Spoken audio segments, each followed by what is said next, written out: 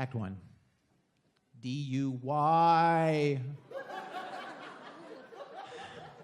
So this guy committed a crime, and it had huge consequences for the first person who's going to come out here, Mike Birbiglia. And the best way to describe what happened to Mike is that he found that he could not leave the scene of the crime.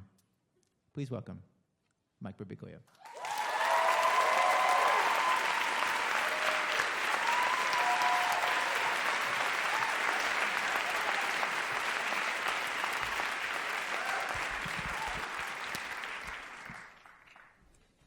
2 years ago, I'm in Los Angeles, and I'm at my friend Andy's house, and we're watching TV. And earlier in the night, I'd gotten in a fight with my girlfriend, Jenny. You ever get in a fight with your girlfriend that's so bad that afterwards you don't know where you are or what year it is? I was just like, let's just watch Bagger Vance. She had been at the wedding of one of her friends, and she was annoyed because people she hardly knew kept asking about our status as a couple. So annoyed that she called me to ask about our status as a couple. And this is problematic because I'd always been against the idea of marriage. I decided I wasn't going to get married until I was sure that nothing else good could happen in my life.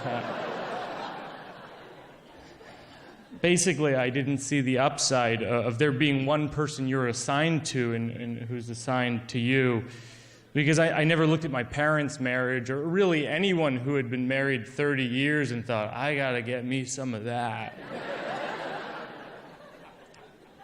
Well, this is something that Andy and I had rallied behind together, and we knew we were right. This is important for me to point out, that sometimes when I think that I'm right, it can be a real source of contention between me and people who I'm close to. And the reason it's a source of contention is that I'm right.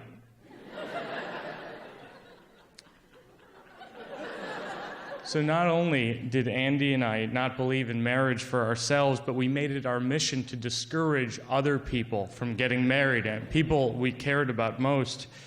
Andy and I stopped or put on hold 4 to 7 marriages. We were pretty good. We weren't amazing, but we were solid.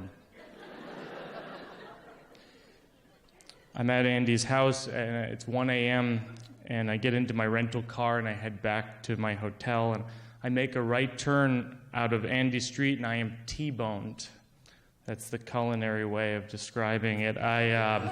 It means that I am hit driver's side at a 90-degree angle like a T-bone steak. And it was by a drunk driver who probably would have enjoyed that. And being hit by a car is hard to describe. I'm sure some of you have experienced this, but you know those water slides where you lie on your back and then you fall at a vertical angle at like 1,000 miles an hour? It's like if you went on one of those, but no one told you you were going on the slide. It's like if you were taking a shower and then you're on that slide.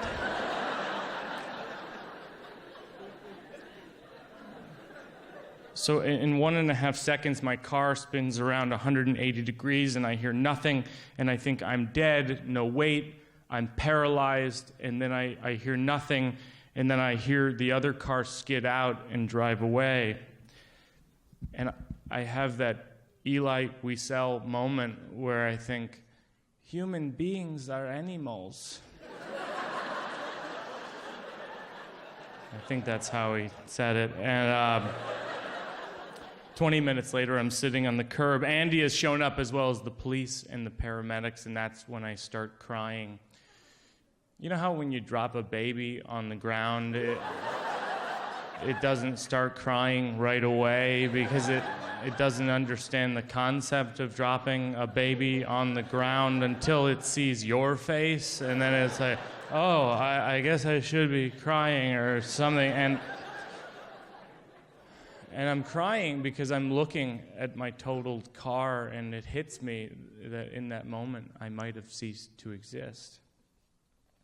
A police officer walks over to me and he says, "What happened?" And I say, I was hit by this car, and then I heard nothing, and then I heard it skid out and drive away. And he says, well, he didn't get too far. And he points to the intersection 100 yards away, and the other car has made a right turn and driven into a small tree. And I can't help but think, that is karma, bitch. That is a hit and run and hit.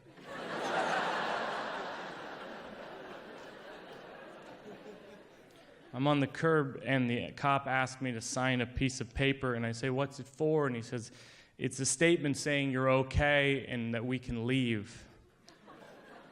And I say, I don't know if I'm okay. And he says, just sign it. And I said, no, I actually, I'm a little shaken up. And he says, just sign it.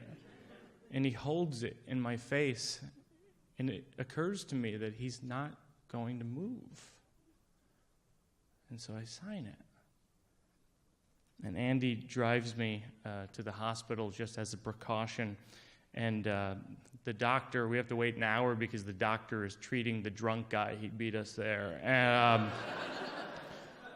eventually we're with the doctor, and he apologizes for the wait. And Andy says, was the other guy drunk? And the doctor says, well, I can't answer that. And Andy says, was he? He uses the tactic we had learned earlier from the cop. And it works. The doctor says, well, he's heading to jail now. And Andy and I flash each other a look like the Hardy Boys. Case closed. Andy and I get back to the house at 4 or 5 o'clock, and I have one of those cliche revelations a lot of people have when they have near-death experiences. I'm like, I think I have to call Jenny and tell her that we need to get married. And Andy says, sleep on it. And I say, no, I figured it out. I mean, this all makes sense. I need to call her right now. And he says, Mike, sleep on it. He saves me.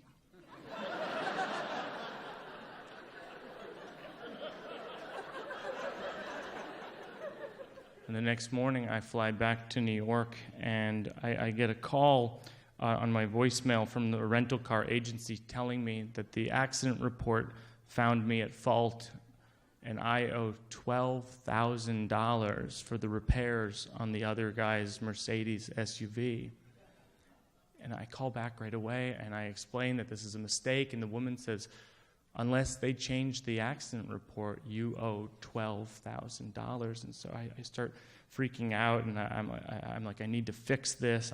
I get the accident report, and it's a mess. You know, I can see why there's a misunderstanding. An accident report is kind of like a homework for cops. And Officer Timson, not so good with the homework.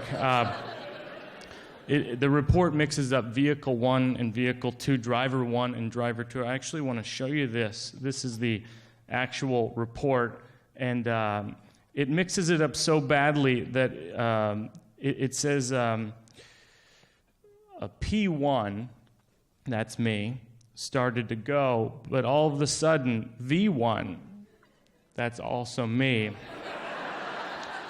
came at a high rate of speed, crashing into him.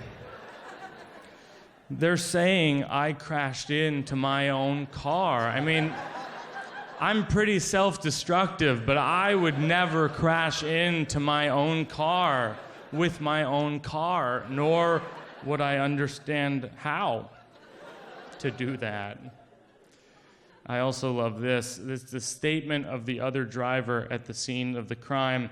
I was going on Venice. I'm not too sure. I was going away from the beach. I was driving. I don't know what happened.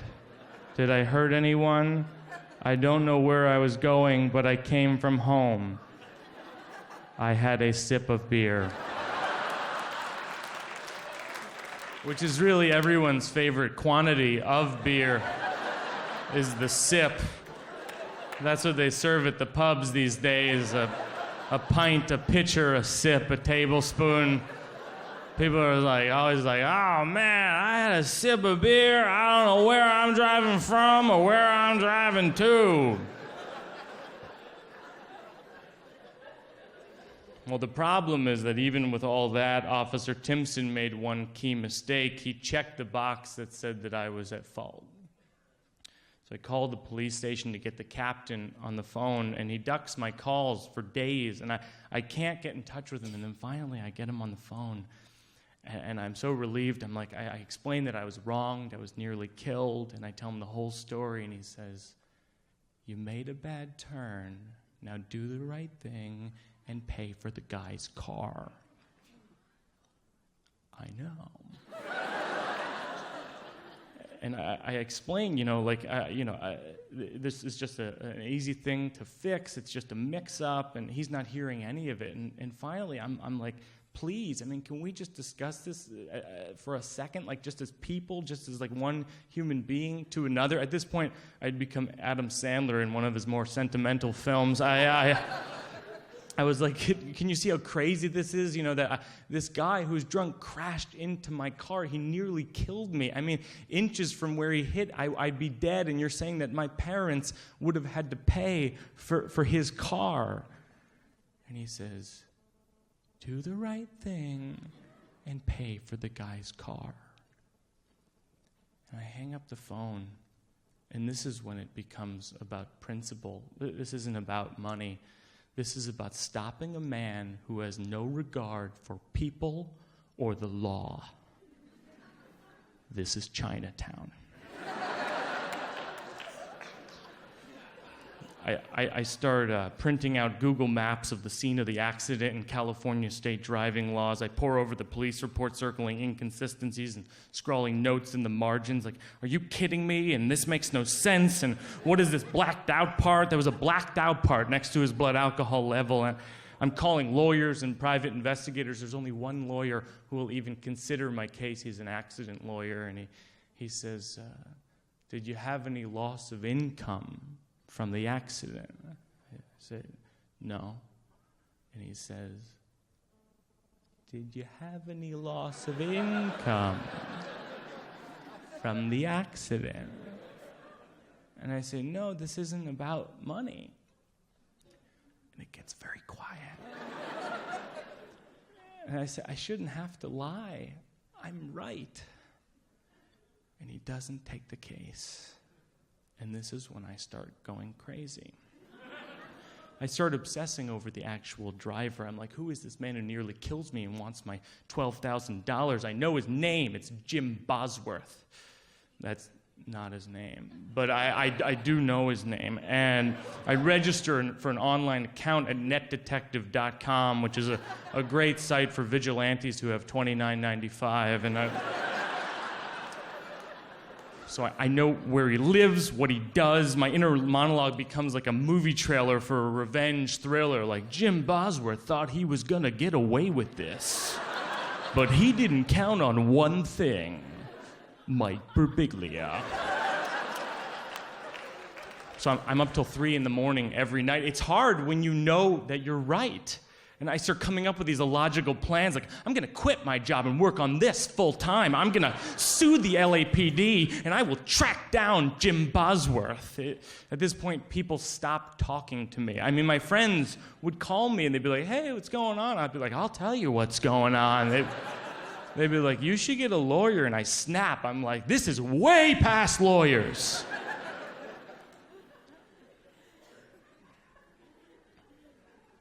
One night, Jenny and I are out to dinner, and she's talking, but I'm not listening because I'm writing down ideas I have about the case on my napkin. This is the actual napkin. I don't know if you can see this, but it's a very carefully laid out argument about my situation. And she says, why don't you do that in the morning? I say, this is serious.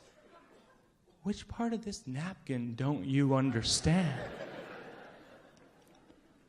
She says, I don't know what to tell you, Mike, because you're right, but it's only hurting you, and I'm just so glad that you're alive, and I think that we should focus on that. And she only has to say it once. And I drop the case, and I pay for the guy's car. And a few months later, Jenny and I go to City Hall and get married. I still didn't believe in the idea of marriage, and I still don't. But I believe in her, and I've given up on the idea of being right.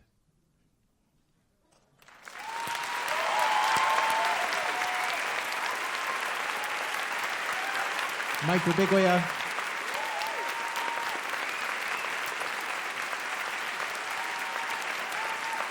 Mike Birbiglia's one-man show, Sleepwalk with Me, is playing off Broadway.